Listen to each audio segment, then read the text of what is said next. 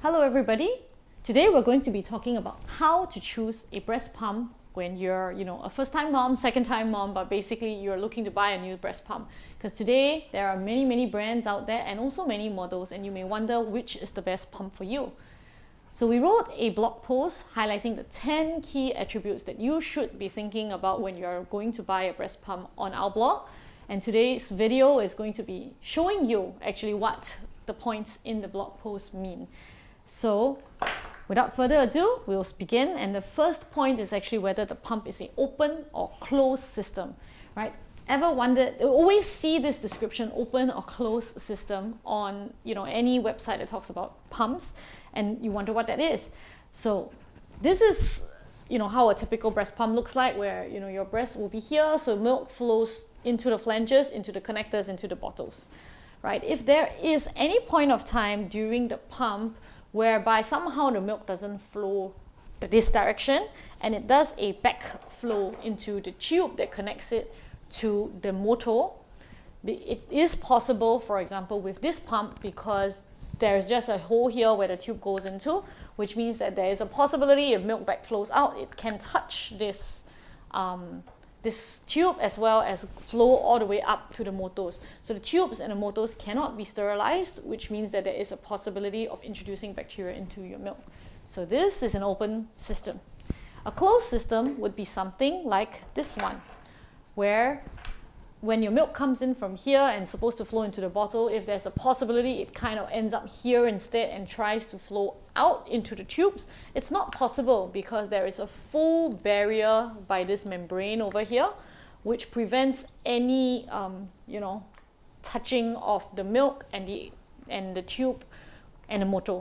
So this is what we call a closed system. So most pumps, as I said, are closed system. You'll see that in another version here, whereby if milk comes in here, it can't go up. The tube is supposed to be here, but it can't go up the tube because there's a membrane here that's totally protecting it, or in any other pump that has such things. So you can just inspect the pumps that you're thinking of buying and check whether that is a open or closed system. The second thing we're going to talk about is whether there are bottles to collect the milk or there are cups to collect the milk. So you can see that there are basically two main systems. Bottles tend to hang out of your pumping bra. So for example, like this, and then if you have the pumping bra holding it, the bottle will be hanging out of your body. If you're using a collection cup, this cup usually sits inside your bra and so stays inside there. So that's the difference between bottles and cups. Advantages and disadvantages, because having something hanging out of your body, outside of the bra, is definitely harder to move around with when you are pumping, but it also makes it a lot easier to see whether, for example, your milk has begun flowing, whether how much milk you have already pumped out, as well as whether you're reaching the top and you may need to change bottles. Collection cups, on the other hand, sitting inside your bra would be easier for you to move around, sometimes easier also to conceal it if you have guests in your house, or you're pumping in the office and you don't want people to see. So it's easier to conceal because it's directly inside. But because it's also going to be inside, it's a lot harder to see whether your milk has started coming out, how much milk you've already pumped, or whether you are reaching the brim already and you might actually need to stop pumping. So these are some considerations: bottles or collection cups. The next point is whether actually the pump has tubes or no tubes. So this actually can be for both bottles and collection cups. This collection cup, I didn't attach the tube here, but basically actually would be something like this as well, whereby the tube is connected through here. So these are collection cups with tubes. So if they sit in your bra, the tubes will also be coming out of your body like this. Or there are tubeless pumps. Basically, the tubes are the things that connect these parts to the pumps. So usually the pumps would look something like these. They are external, so they can sit on the table, but the tubes connect the pump to the collection bottles or cups. So there are tubeless pumps like these, for example. So the collection bottle would actually be sitting here And instead of having a tube which connects to a pump, the pump actually sits right on top of the collection bottle like this. So when you go around pumping, you are carrying the motor around with you. So advantages of this is that you can have separate motors for separate breasts, which you may be able to actually adjust the settings for the different breasts. Similarly, for cups, you actually have tubeless versions. So this one is going to have tubes. This one is not going to have tubes because the motor is sitting directly on top of the collection cup. So this is what we mean by tube or tubeless. Right, for mobility, great to have tubeless type of pumps whereby you don't have tubes connected to something that you have to bring around. But the downside of it is, of course, the weight of the motor, because you're basically going to be carrying around 2 motors along with your entire bottles of milk as they are being pumped out. So it can get pretty heavy, and so that limits your mobility, because the heavier it is, the harder it is to walk around without spilling, of course. So related to that is the next point. Point number 4 is actually the weight and the size of the pumps. So when you're talking about tubeless type, of course the motor is going to be inside your bra, and it's going to really matter how big they are, how heavy they are directly. At the same time, if you're going to opt for the pumps with tubes, there also may be times where you want to bring your pump around, and so a weight and a size versus a weight and a size like this could be something you want to consider, whether you will need to bring them around, or is it, in your lifestyle okay to just have a big heavy pump sitting at home in the same corner where you pump every day, or in your office where you always have a corner to pump.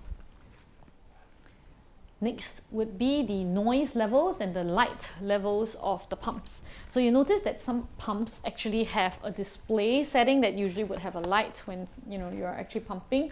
Some pumps don't have that, and it's the same for the tubeless types as well, because like this one doesn't have a display, but there are versions where there are LED displays of either the how long, the timing that your pump has been going on for, the mode that you're in, or the level of suction that you're on. So these are usually what's displayed and can be quite useful when you're pumping in the dark if you want to see.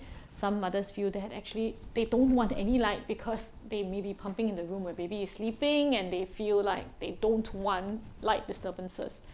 Or for example, for wearable type of settings, you may not want a bright light setting if you're going to be wearing your clothes over your pump. So if there's a light there anyway, it kind of may just defeat the purpose of trying to be discreet, because it's this bright light shining out of your clothes.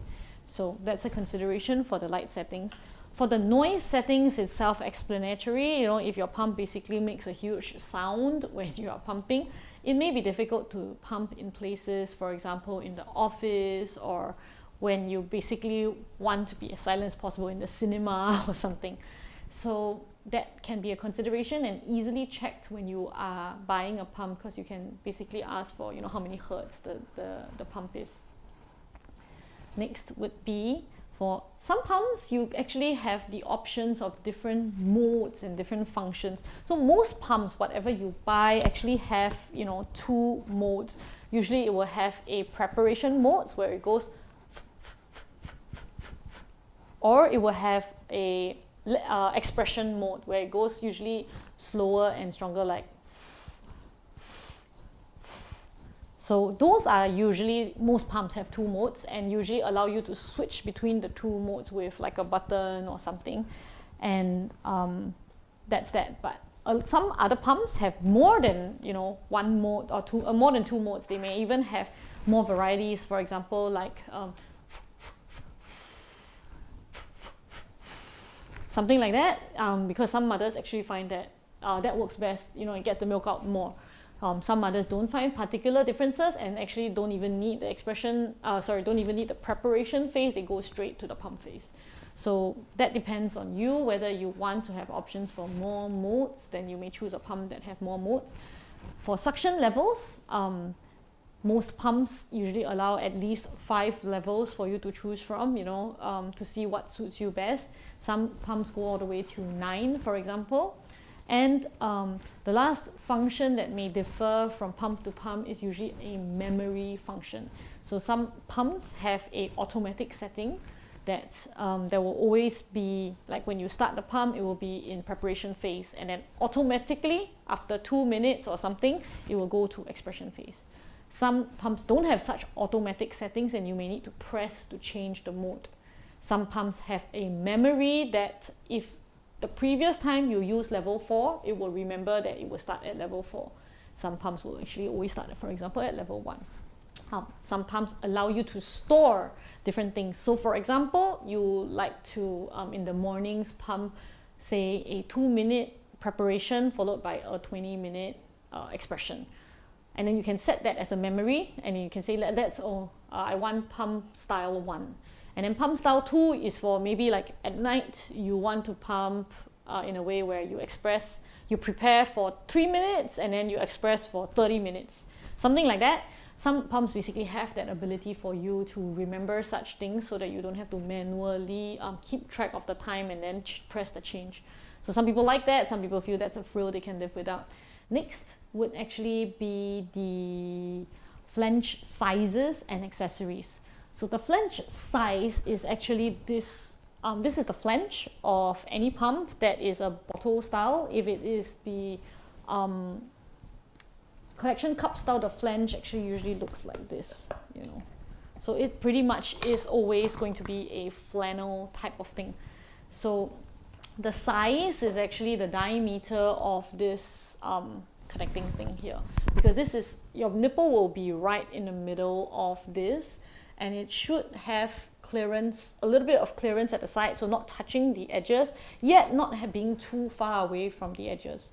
So flange size is the most important thing in ensuring that your pump works well in extracting milk for you. So most pumps come with 1 set or 2 sets of flanges to ensure that you can get a good fit. For example, most pumps give you 24 mm.